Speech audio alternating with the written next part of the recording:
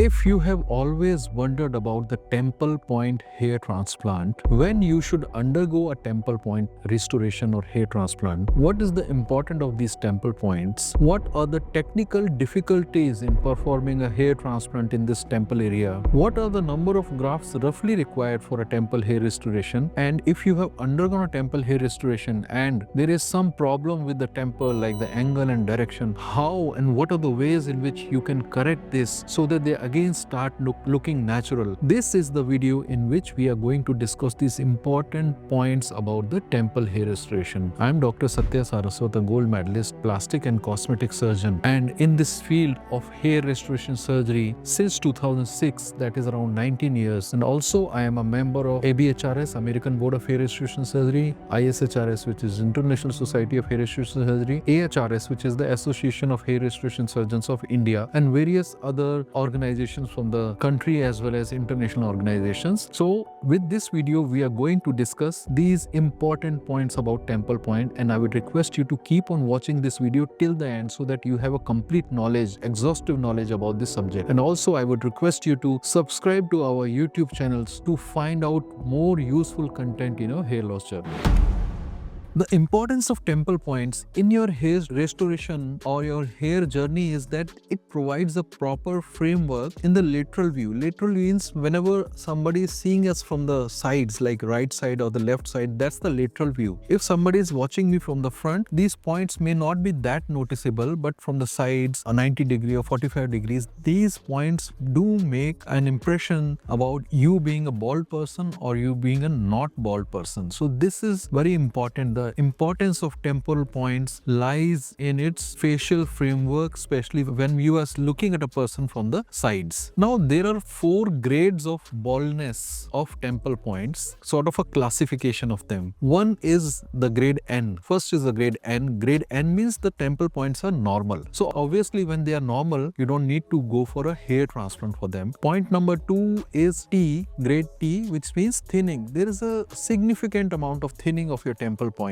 It depends on the level of your concern, whether you're too much concerned about the thinning or not. In that case, the decision to undergo a temple point hair restoration can be taken along with your doctor, understanding its limitation and technical difficulties, which we are going to discuss in this video. Grade 3 is P, which is parallel. When the temple points become parallel to your sideburns, this is a sideburn, and if you draw a line like this and there are no hairs absolutely in the front of that line which you are drawing from a temple point, from a sideburns above, then in that point, if it is grade P where there are absolutely no hairs, then obviously you have to undergo a hair transplant in the temple point area. Grade 4 or the most severe form of hair loss in the temple area is grade R, which is reverse. When the hair loss has increased so much that it is going beyond the line drawn parallel to the or vertically from the sideburns, if it is going backwards to that, obviously you have to again undergo a hair restoration in these temple points.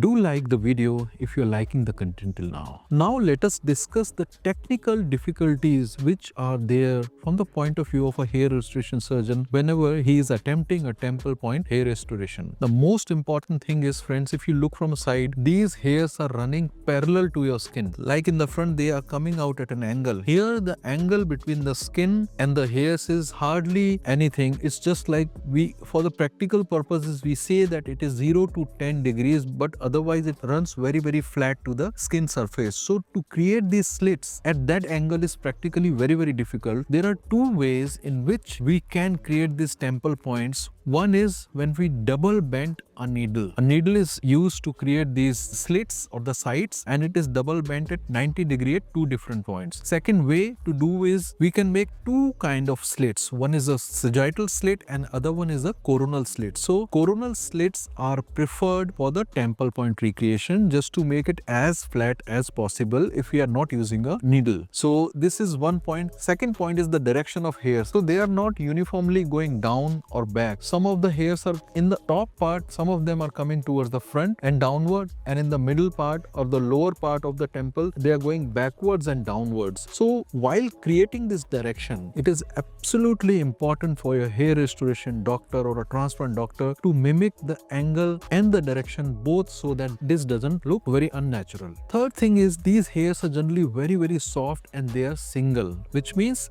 as you all know, in a single follicular unit, or we call them as graft, there can be 1 to 4 hair. If you are using a 3 or a 4 or even a 2 hair graft to recreate the temple points, it's going to look very unnatural. One single hair soft grafts are to be used for the temple point recreation and not otherwise. So we have to typically segregate these hairs out of the extracted follicular units, and we generally get these soft hairs basically from the lower side of the donor side, which is the nape of the neck. We get the best hairs for temple point recreation from that area rather than taking it from the area where the density and the thickness of hair is maximum. Sometimes if the slits are quite big, made with a bigger size needle or a blade, there is a chance that there is a movement of the muscle underlying. There is a muscle known as temporalis muscle, and if you clench your teeth very tightly like this muscle will contract. It is basically a chewing muscle which inserts into your jawbone. So if you are moving this muscle a lot immediately after the hair transplant and the areas have not healed properly and the slits are quite bigger, this can also result into change of some angle as well as direction, mostly the angle after the temple point hair restoration. And the last point which a doctor should be knowing wherever you are getting it done is that there is a particular gland known as sebaceous gland which secretes sebum, and this sebaceous gland is present in each follicular unit. So it's a small, I would say small bulb kind of a gland. If while placing the grafts your sebaceous gland is coming inside toward the skin side and not going upwards, this can lift your hairs a bit, and because of this lifting the angle can change. So this is a technical point which the hair restoration surgeon should be knowing, that the sebaceous gland should come upwards and should compress the hair, thereby decreasing the angle of the transplanted hair. If you are planning your hair restoration surgery, you can either call us at the numbers mentioned on the screen or you can write down in the comment section below. Now, how many grafts do you need for your temple point restoration? In general, the graft requirement for one side is between 100 to 200 depending on the size of your temples. So on both the sides, you may need anything between 200 to 400 grafts when you are doing a bilateral both side temple point hair restoration surgery. If you want to see another of our such informative video about the crown hair loss, you can click video given in the link above. Now, if you're one of those patients who has already undergone a temple point restoration, his angle is weird, they're coming out like this, which we see a lot of them, and you want to know how we can correct this. So friends, I'm discussing two ways by which you can correct the angle of these hairs. The first method is laser hair removal, which will completely remove these hairs, but it will need multiple sittings. Sometimes 6 to 8 sittings are required even for smaller number of grafts. And the point number 2 is to excise these grafts again using a FUE method, which again we have done in many cases, as you can see in the screen here. A short video where we are taking out the grafts from the temple point in a patient who has already undergone a temple point hair restoration from another clinic. Mostly it has to be done 2 times because not all the hairs are in the growing phase at any point of time. So these are the 2 ways by which you can correct, and the extracted grafts by FUE can further be used or inserted in some other area of your hair loss. Please share this video with your family members or friends who are looking out for such informative video about the temple point hair restoration. If you want to see one of our latest hair transplant results, you can click the video on the left, and if you want to know more about scalp micropigmentation, which is another way of combating your hair loss solution not through surgery, you can click the video on the